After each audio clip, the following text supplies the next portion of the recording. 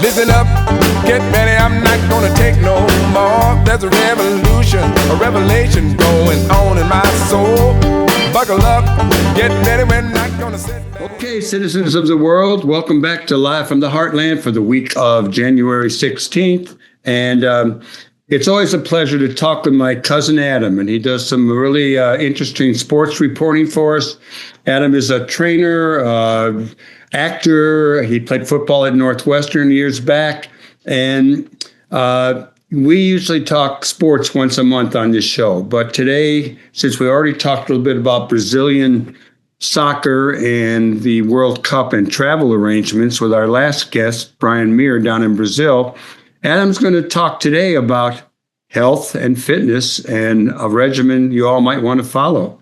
I think that's it. So what do you got, Adam? And hello to you. Well, hello, everybody. It's great to be here on Live from the Heartland. It's always great to see you.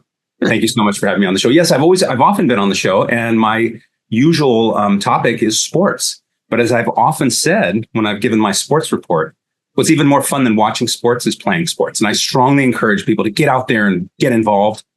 Sports is wonderful because you're connecting with other people, but you're also connecting with yourself. You're having health activities. Now, speaking of health and fitness, that's one of the things that I want to roll into because it's the new year and a lot of people have made a commitment, a resolution to get healthier and fitter. And truthfully, if we're going to be people who are going to, overcome the difficult obstacles we have before us, we have to be fit. We have to be healthy so that we can overcome and deal with the challenges that lie before us. So let us start by covering what's called the 5 facets of fitness. Now, this is something that the National College of Exercise Professionals has created because when you think about fitness, that's a pretty big topic. There's a lot of things to think about and do. So NCEP, the National College of Exercise Professionals, has come up with these 5 key things that everybody should be doing and can be doing. So let's start with the very first thing that's so important for health, and that's mind, attitude. It's actually the one thing that most people neglect when it comes to health and fitness. So attitude training can be something as simple as staying positive, interacting with other positive people, listening to music, going to art events so that you can, get connected. But there's actually also mind exercises you can do to help train your mind, kind of like physical exercises, like running and lifting weights will train your body. So the first one, many of you might already be doing, is meditation. Mike, do you meditate?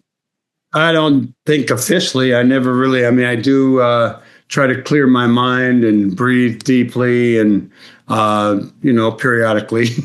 I love what you just said, because that's one of the things that I teach people is for those people who are uncomfortable with meditating or say, I don't really meditate. If you practice deep breathing with clearing of the mind, that is meditation. I meditate doing it with good posture. Always try to, sit up straight, really good posture, take deep breaths in through the nose, out through the mouth, and breathe from your abdominal area, your diaphragm breathing.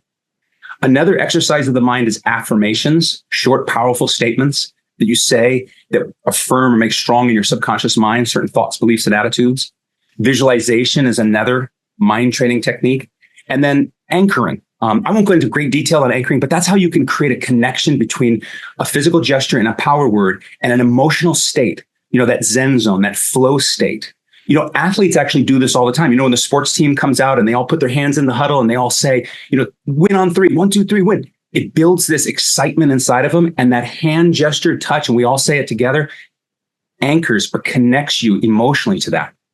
Anyway, attitude training is super important. The other thing that's super important for good health is nutrition. So nutrition is a tricky one because there's a lot of different thoughts and beliefs on nutrition. But these days, exactly. And at NCEP, we know that there's a lot of confusion. We try to cut through the confusion by having a very clear message on 5 little things that everybody can be doing for better nutritional health. The very first thing is to eat smaller amounts. Most people are eating too much. Portion control is critical. We believe in small meals throughout the day to maintain a higher level of activity in your body. It's better for your digestive system. Small meals throughout the day. The other thing that we advocate is drinking lots of water, staying hydrated. Many people just are not. Hey, there you go. I love it. I got one over here too. I won't tell you what label it is, so I'm not giving my water every day. I shouldn't be drinking out of plastic too. But anyway, another one that we advocate for is avoiding refined and processed foods. Really try to eat whole, natural foods, organic foods. Another thing to do is eat good, healthy fats. And then the fifth thing that we advocate is proper supplementation. And for us, proper supplementation at the National College of Exercise Professionals is almost no supplements. Most supplements are bogus. They don't really do what the label says that they're doing. And if you eat really good, healthy food, you're going to get the nutrition you need. Right on. All right. So those two are the ones that a lot of people think about, maybe not do as much as we can. But let's get into the physical fitness, conditioning, training. These are the things that people can be doing. One aspect of fitness that many people don't do enough of is range of motion training, or stretching, as it's more commonly known. Do you do a regular stretching routine? I know you do, right, Michael? I do. Massage. I'm in the pool 4 days a week for a half hour, running in the deep end, manipulating my body, twisting and turning in the water. Yes. And then I'm always stretching and ironing my glutes on the corner of a table. Love it. And I'm still having a hard time walking in my 84th year. As we get older, our body's going to show signs of things, and we have to be like the mechanic. Get in the garage and work on that car, get it working smooth. And I applaud what you're doing. Massage is part of flexibility. Massage is part of what makes a body flexible and supple. So doing that is so important. Not everybody can afford to go get a massage every day, but we can afford to do a massage to ourselves every day. There's a technique called self-myofascial release, sometimes known as foam rolling. I think you have one of these, don't you, Mike? One of these big old foam rolls? You bet. I got one, and I sit on it a lot and roll around on it. So what is that term, self-fascial what? Self-myofascial release. Good. The myofascial is the casing around your muscle tissue that develops adhesions when we exercise with vigorousness. And so you need to, work out those knots. Trigger point massage therapy, deep tissue massage therapy. This is where it all is focused. But we can do this to ourselves a little bit. You have to be careful. But massage is really good for us. Another thing about flexibility, of course, is stretching. And people should take it seriously. You should make stretching a part of your health and fitness routine. One of the key things is to know how to stretch properly.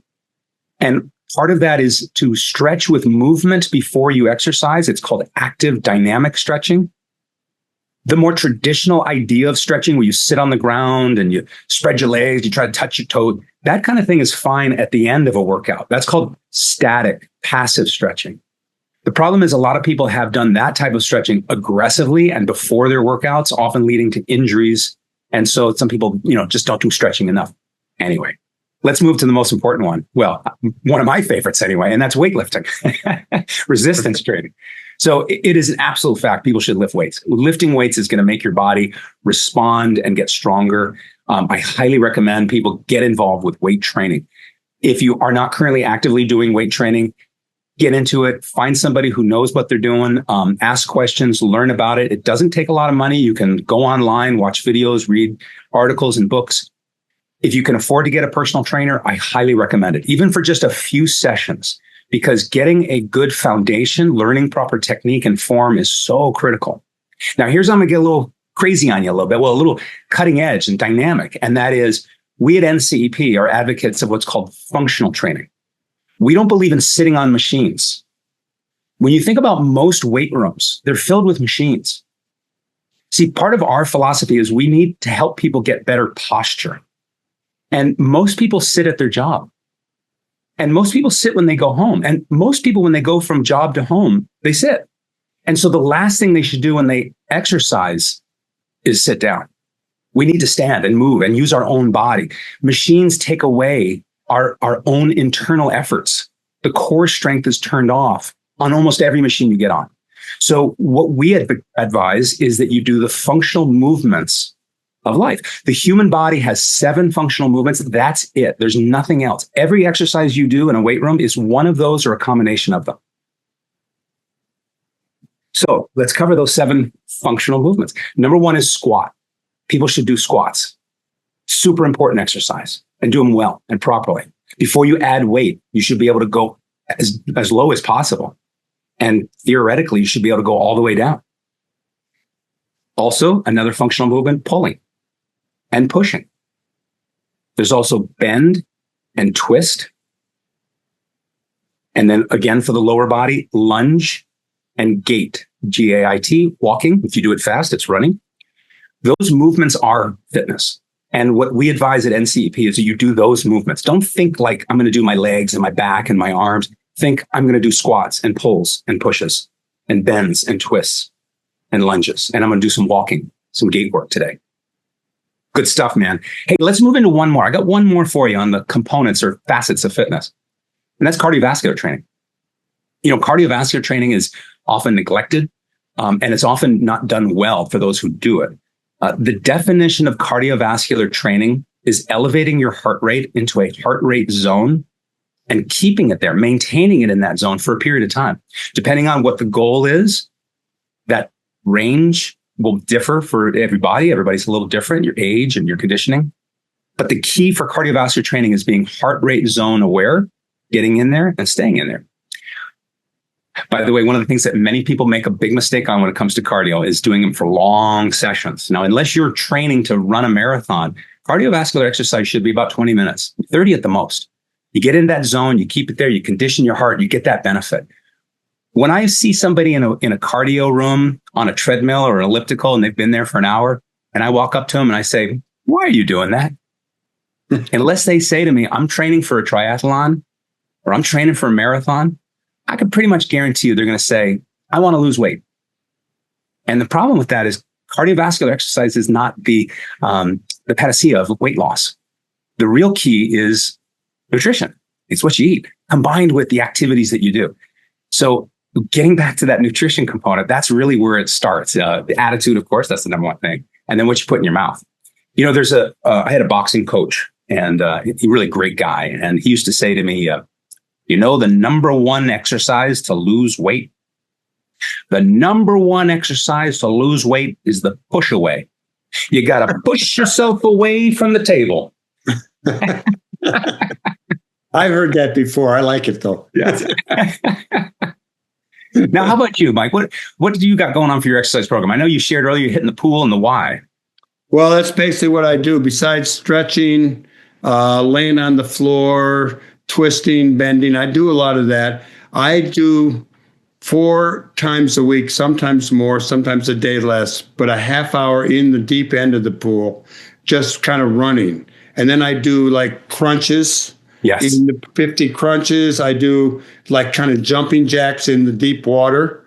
And I do on my stomach or underwater, but facing down, my legs up in the back.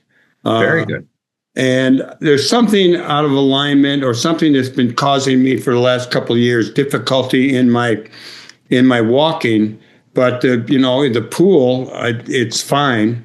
I do have I have 2 shoulders that are both really compromised.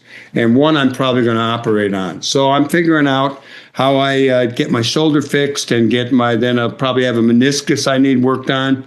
But the pool is a wonderful place to be, I'll tell you. And it takes a lot of pressure off. And there's also nice people in the pool. And we can talk about music and politics as we're splashing around.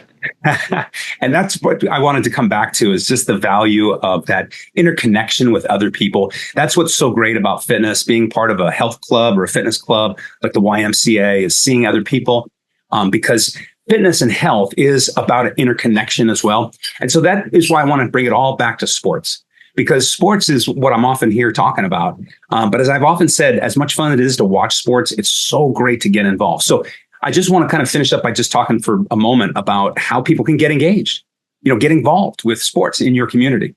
So number one is, there's some great activities out there for whatever your age is. Obviously, there's tons of options for youth. For an older citizen, we've got some great options. Pickleball has increasingly become popular. Have you played pickleball, Michael? I played it once and pulled my hamstring. That was at my 50th high school reunion. And I haven't done it yet, but when I'm walking up on the track at the McGaw in Evanston, there's a lot of pickleball down on the 2 basketball courts. Very cool. Early morning. There's a lot of people playing it. They're kind of older types too. It's a lot of fun. And it's something that even older people can play. You don't have to run as much as you do with tennis. Tennis, pick up basketball. Getting in the pool, that's such a great activity. And there are sports things there. You can join swim leagues and other sport activities at the pool. For some people, though, they just can't physically do these things. So there's ways that you can get involved beyond playing the sport. You can, volunteer to be a manager and to do other activities around the sports teams. It's a great way to get involved with the community. So, well, this is good, Adam. I'm so glad we got to cover this. And so we've talked about the new year. It is something that a lot of people start thinking about, health and fitness. And this is the last thing I want to share in all this, is that it's a journey. Don't beat yourself up when you're on a certain level of the path, when you're at a certain spot on the mountain. Everybody climbs the mountain, and you get there by taking a single step. Each step takes you to that next level, next stage. And sometimes the step is down, and that's okay too. So you have a better pathway to the top. So I encourage everybody to, get engaged, get involved with health and fitness, and have fun, keep a positive attitude, and try to incorporate those 5 facets of fitness: attitude training, nutrition, flexibility training, resistance weight, got to do your weightlifting, and then do your cardiovascular training. For more information about all this, if you'd like, people can check out ncepfitness.com or contact me. RainbowWarriorMartialArts.com has all my contact information. Adam James from Rainbow Warrior Martial Arts and the National College of Exercise Professionals. You're a hell of a cousin. Thanks a lot.